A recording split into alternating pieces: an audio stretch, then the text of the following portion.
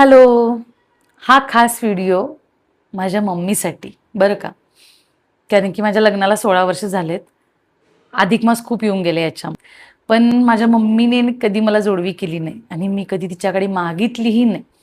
का तर माझी घरची परिस्थिती मलाही माहीत आहे की तिने काय करावं आणि काय नाही, आणि मी तिच्याकडे कधी हट्टही केला नाही. लग्न झाल्यापासून मला वाटतं लग्नातलं जे काय असेल त्या व्यतिरिक्त आत्तापर्यंत मी कधीच काही मागितलं नाही तिच्याकडून.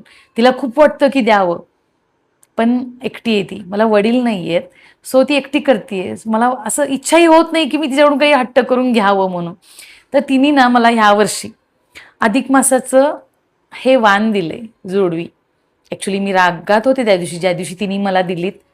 ॲक्च्युली अधिक मास जेव्हा चालू होणार होता त्याच्या अगोदरच आम्ही पुण्याला निघून आलो.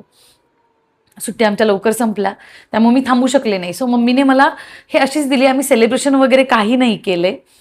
पण मी ओरडल्यानंतर तेव्हा तिच्या डोळ्यात टचकन पाणी आलं होतं की इतकं मी तिला लाडाने घेतलं, आवडीने घेतलं. पण त्या लाडामागे पण एक कारण आहे. तिने त्यासाठी किती कष्ट करून ते पै जमवून घेतलेत नाही जोडवी, ह्याची कदर आहे मला, ह्याची जाणीवही आहे मला. सो नाही नाही म्हणत का असेना मी ती माझ्याकडे ठेवलीत.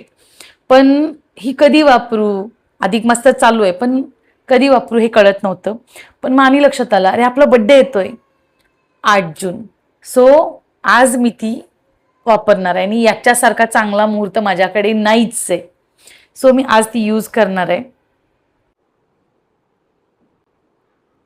वाव, खूप छान दिसतायत ग मम्मी, तुझी खूप चॉईस छान आहे, मला खूप आवडले.